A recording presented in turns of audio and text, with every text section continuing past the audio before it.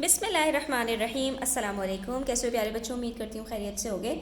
ये हमारे पास book D1 की chapter number 9 ratio rate time and speed के अंदर एक्सरसाइज 9 का क्वेश्चन नंबर 7 है। तो इसके अंदर हम ये वर्ड प्रॉब्लम करने लगे हैं। आप वीडियो एंड तक देखिएगा, बहुत इंटरेस्टिंग और बहुत ही आपके लिए हेल्पफुल होगी। यहाँ पर हमारे पास जब इस तरह का क्वेश्चन होता है स्टूडेंट्स के, हमारे पास जो क्वांटिटीज़ होती हैं उसको दो टर्म्स में डिवाइड किया जाता है। एक होता है इन टर्म्स ऑफ यूनिट्स और एक होता है उसका एक्चुअल जो अमाउंट है। ठीक है, तो अब ऐसी सूरत में जब हमारे पास कोई क्वांटिटी रेशो में गिवन हो तो वो उसकी क्या कहलाती है, वो उसके यूनिट्स कहलाते हैं। और अगर एक्चुअल अमाउंट हमारे पास गिवन हो तो हम उसको रिलेट करने की कोशिश करते हैं रेशो के साथ, तो हमारा आंसर हमारे पास बड़ी आसानी से कैलकुलेट हो जाता है। अब हम इसको देखते हैं कि यहाँ पर हमारे पास क्या है। कह रहे हैं a certain amount of money is shared between रुई फैंग एंड विशाल। ठीक है, दो लोग हैं, उनके बीच में एक सर्टेन अमाउंट को शेयर किया which is in the ratio 5:9। 5 units किसके हैं, रुई फैंग के हैं, और विशाल के कितने यूनिट्स हैं, 9 यूनिट्स हैं। तो हमारे पास यहाँ पर ये जो रेशो गिवन है ये दो लोगों का यहाँ पर हमारे पास यूनिट्स गिवन है कि दोनों के पास इन टर्म्स ऑफ यूनिट्स कितना अमाउंट ऑफ मनी मौजूद है। अब हम बात करेंगे एक्चुअल की कि हमारे पास क्या इनमें से किसी एक का एक्चुअल अमाउंट गिवन है या नहीं। तो सवाल में आगे हमसे कहते हैं इफ रुई फैंग गेट्स $44 लेस देन विशाल। अब इन्होंने यहाँ पर क्या किया, यहाँ पर इन्होंने हमें न रुई फैंग का एक्चुअल अमाउंट बताया न विशाल का एक्चुअल अमाउंट बताया, बल्कि इन्होंने हमें इन दोनों का जो डिफरेंस था एक्चुअल अमाउंट का वो बता दिया। अब हम इसको किस तरह रिलेट कर पाएंगे, हम यहीं से उठाएंगे कि भाई हमारे पास जब दोनों के यूनिट्स गिवन हैं तो इनके हम यूनिट्स का डिफरेंस भी उठा सकते हैं। ठीक है, तो यानी हम यहाँ पर रिलेट कर पाएंगे यूनिट्स के डिफरेंस को एक्चुअल डिफरेंस के साथ, तो हम एक्चुअल क्वांटिटी तक रुई फैंग और विशाल के पहुंच पाएंगे। क्या मतलब हुआ इस बात का, इस बात का मतलब ये है कि दोनों के यूनिट्स में अगर हम डिफरेंस देखें तो 9 - 5 हमारे पास 4 यूनिट्स आता है। इसका मतलब है इन टर्म्स ऑफ यूनिट्स विशाल के पास 4 यूनिट्स ज़्यादा हैं, रुई फैंग के पास 4 यूनिट्स कम है। और एक्चुअल भी उन्होंने बता दिया कि रुई फैंग के पास $44 कम है।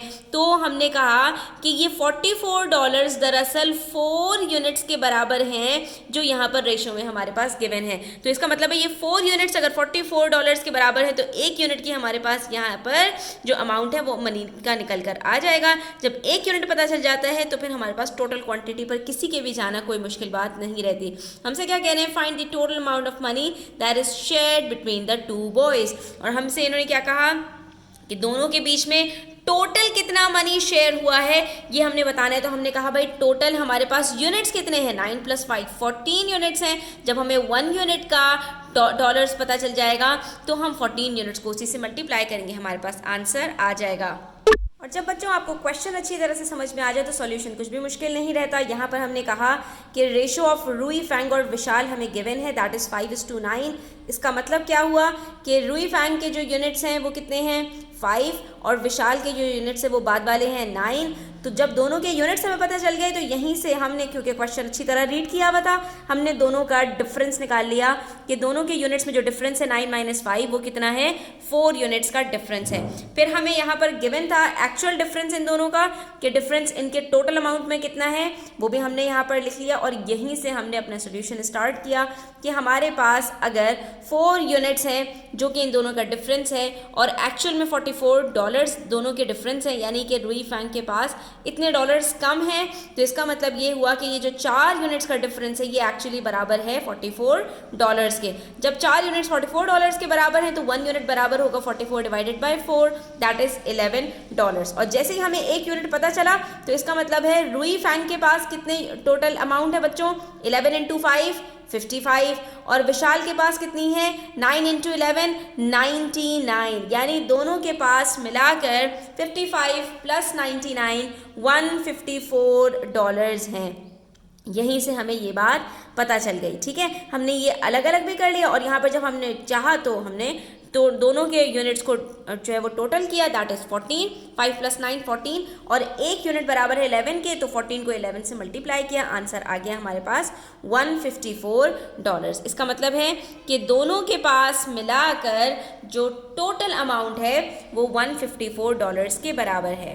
तो देखा बच्चों आपने कितना सिंपल क्वेश्चन था। इसी तरह क्वेश्चन नंबर 8 देखिए, इसमें कह रहे हैं अमायरा, ह्यूजन और Priya make a total of 1530 toys in the ratio 12:16:17। अब जो हमारे पास रेशो गिवन है ये 3 यूनिट्स में गिवन है, ठीक है, 3 क्वांटिटीज हैं। तो हम इसको जो रेशो हमारे पास 2 क्वांटिटीज के साथ होता है उससे थोड़ा सा डिफरेंट तरीके से सॉल्व करते हैं। कोई मसला नहीं है। यहाँ पर इन्होंने हमें पहले अमायरा का बताया, 12 यूनिट्स है अमायरा के पास, ह्यूजन के पास 16 यूनिट्स हैं और प्रिया के पास 17 यूनिट्स हैं, और तीनों के पास टोटल यूनिट्स कितने हो जाएंगे, तीनों को हम ऐड कर देंगे और वो हमारे पास बनता है 12 + 16 + 17 45 यूनिट्स, यानी कि हमारे पास तीनों के मिलाकर 45 यूनिट्स बन रहे हैं। इसका मतलब है ये 45 यूनिट्स बराबर हैं किसके, इस टोटल अमाउंट के।